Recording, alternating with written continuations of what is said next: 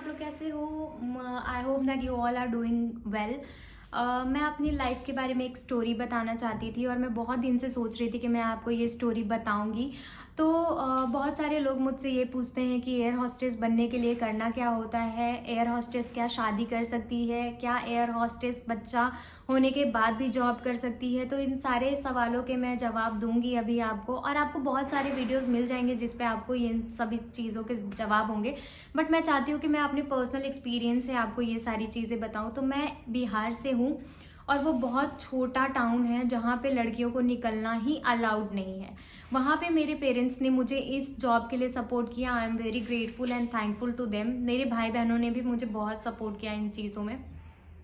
मैं कभी से हमेशा से क्रू नहीं बनना चाहती थी। मेरा आंसर ये भी नहीं था इंटरव्यू में कि yes I this my dream job, I wanted to join, ऐसा वैसा कुछ भी नहीं था। मैंने कॉमर्स लिया था 12th में और मुझे ग्रेजुएशन में कुछ समझ नहीं आ रहा था कि करूँ क्या। तो मैंने इस फील्ड के बारे में इन्वेस्टिगेट किया। आपको कुछ भी बनना है आप उस फील्ड के बारे में इन्वेस्टिगेट करो। आज मेरे पास सारे फील्ड के इन्फॉर्मेशन है कि करना क्या है। इसलिए मैंने एयर हॉस्टेस के लिए कभी भी किसी भी इंस्टीट्यूट को ज्वाइन नहीं किया, क्योंकि मैंने हर बार इन्वेस्टिगेट किया है गाइस।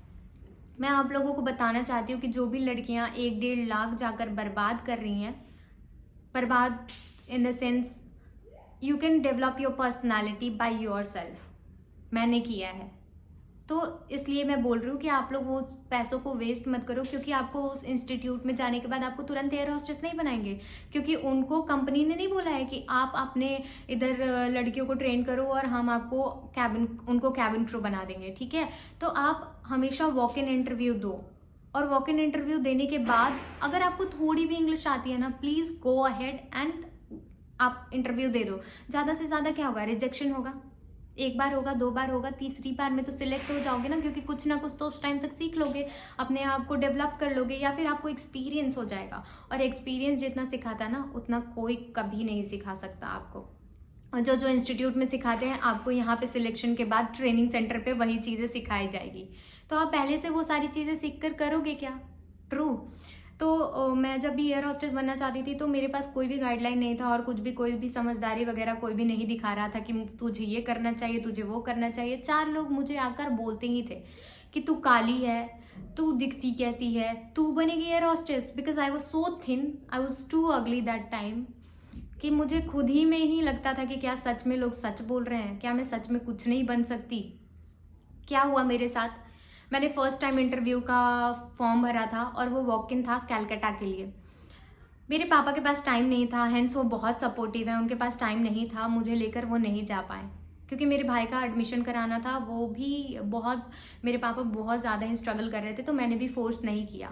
बस मैंने भगवान जी से ये बोला, वाई मी, मुझे खुद की हेल्प करनी है तो आप मेरी हेल्प करो। And he help me with in 10 seconds. After saying this, with in 10 seconds मेरा फॉर्म फिल हो गया और मैं वॉक इन इंटरव्यू के लिए गई आफ्टर अ मंथ। मैं उस इंटरव्यू के लिए जाने से पहले खुद को बहुत प्रिपेयर्ड कर रही थी। मैंने पासपोर्ट बनवा लिया। My father help me a lot in this situation. My mom was there throughout with me. तो मेरे पापा ने मुझे पासपोर्ट बनवा दिया। मेरी मम्मी ने आई टेस्ट, आई लेंसेज और स्पेक्टिकल्स दिलवा दिए थे। और हर रोज़ मैं अपनी प्रैक्टिस एकदम चालू ही रखती थी।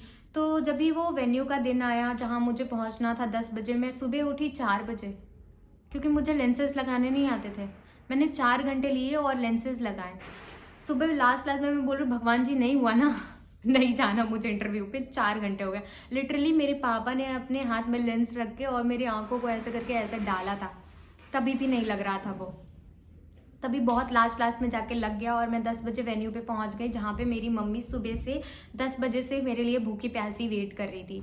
मैं फर्स्ट राउंड के लिए गई, और आपको पता है एक नंबर मिलता है 1 2 3 4 5 6, जैसे जैसे जाते रहोगे वैसे वैसे आपका नंबर मिलते रहेगा। और 10-10 लड़कियां वो लोग बुलाते हैं अंदर और बैठा के एक एक क्वेश्चन पूछते हैं, और वो सारे लड़कियों से आंसर लेते हैं, और जिनका कॉन्फिडेंस अच्छा लगता है, जो पूरी परफेक्ट लगती है, उनको वो लोग टिक कर देते हैं। तो मेरे साथ भी यही हुआ। मैं फर्स्ट राउंड में अंदर गई एंड आई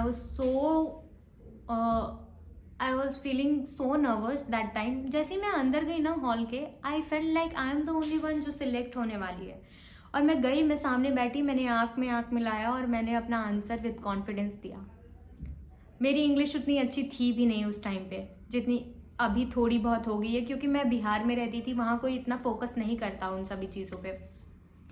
मैंने सेकंड राउंड दिया। सेकंड राउंड में स्कार्स वगैरह सब चेक करते थे। मेरे स्कार्स नहीं थे, पर मेरी जो साथ में लड़की थी उसके स्कार्स थे। उसने कंसीलर से कंसील किया हुआ था। अगर आपके स्कार्स है और वो कंसील हो जाते हैं, दे विल कंसिडर यू, वो आपको सिलेक्ट करेंगे, आपको रिजेक्ट नहीं करेंगे अगर आपका स्कार छुप रहा है तो। उसके बाद फिर ये सब हो गया। उसके बाद फिर वो लोग आपको थर्ड राउंड के लिए बुलाएंगे, जो कि वीडियो राउंड होता है। और वीडियो राउंड पे 1-on-1 हुआ, क्योंकि वहाँ पे जो एचआर थी वो आ नहीं पाई थी, तो उन्होंने वीडियो राउंड ही लिया था। वो कम्युनिकेशन राउंड होता है जिसमें आपको एक कोई भी टॉपिक देते हैं और पूछते हैं। 3 साल पहले ये होता था। तो वो उन्होंने मुझसे पूछा और मैंने आंसर किया, और मैंने उतना परफेक्ट आंसर नहीं किया था, बट मेरे अंदर कॉन्फिडेंस था, तो उन्होंने मुझे वहाँ से भी सिलेक्ट किया। और जो सुंदर सुंदर लड़कियाँ थी जिनकी वजह से मुझे बहुत डल फील हो रहा था, वो सारी रिजेक्ट हो रही थी। I don't know how. फिर फोर्थ राउंड आया, एंड फोर्थ राउंड में the HR asked me how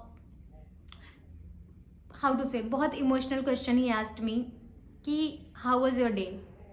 and एक लड़की के लिए जो अपने घर से बाहर नहीं निकली, उसके लिए फाइनल राउंड में फर्स्ट टाइम किसी इंटरव्यू में पहुंचना was a very big deal. मैंने उनको बोला कि मेरा दिन बहुत ज़्यादा अच्छा था, and I was too overwhelmed जिस तरीके से वो लोग हमें ट्रीट कर रहे थे, क्योंकि वो लोग बहुत अच्छे से ट्रीट कर रहे थे इंटरव्यू के वेन्यू पे भी। तो उन्होंने फिर एक क्वेश्चन पूछा दैट वाज टू इमोशनल कि आपके साथ यहाँ पे है कौन। और मेरी मम्मी सुबह मॉर्निंग से वेट कर रही थी बिना कुछ खाए पिए। उसने बस ऐसे पकड़ के रखा था कि मेरी लड़की बस सिलेक्शन के पेपर के साथ आ जाए और हम दोनों जाके बस मंदिर में मत्था टेके। बहुत बड़ी बात थी यार, मेरे घर से कोई निकला नहीं है बाहर अभी तक, और मैं ये काम कर रही हूँ। मैंने पूरा जितना डेस्टिनेशन है, इंटरनेशनल डेस्टिनेशन मैंने कवर किया है। मैं बाहर जाकर अकेली आ सकती हूँ। मेरे मॉम एंड डैड के लिए बहुत प्राउड मोमेंट है। तो जैसे ही मैं वो नीचे पेपर लेके आई, she was very happy, she started crying. और मैं उसको रोते हुए देख के ऐसा हो गई कि मैं किसी को चुप नहीं करा सकती कि कोई बात नहीं, मत रो टाइप्स। तो मेरी mummy was crying in that corner and I was crying in that corner. And मेरे साथ जो लड़कियां थी जो सिलेक्ट नहीं भी हुई थी, just because of my behaviour, my attitude, they were with me through out the time. And वो मेरी मम्मी को संभाल रही थी कि कोई बात नहीं आंटी, कोई बात नहीं, just relax, drink some water. And they were too good. अगर आप अच्छे हो ना तो आपके साथ मतलब आप कितने भी लोगों से बात करो, वो लोग आपके साथ अच्छे ही होंगे। आपके दिमाग के अंदर कुछ गंदगी नहीं होनी चाहिए किसी के लिए भी। बट वो पेपर मिलने के बाद मेरे साथ क्या हुआ, वो स्टोरी मैं आपको नेक्स्ट पार्ट में बताती हूँ। जो हुआ that was too shocking, because मैंने सोचा था कि अब तो मैं 1 लाख कमाऊंगी, क्योंकि सैलरी कोई नहीं बताता आप कितना कमाते हो। तो उस पेपर के मिलने के बाद मुझे 6 महीने नो रिस्पॉन्स। उसकी स्टोरी मैं नेक्स्ट वीडियो में डालूंगी। If you like this video please like, subscribe my channel. And अगर आपको कोई भी इंफॉर्मेशन चाहिए होगी please ask me in the comment section. I will help you जितना मैं कर पाऊंगी। Okay, bye bye, to follow for more.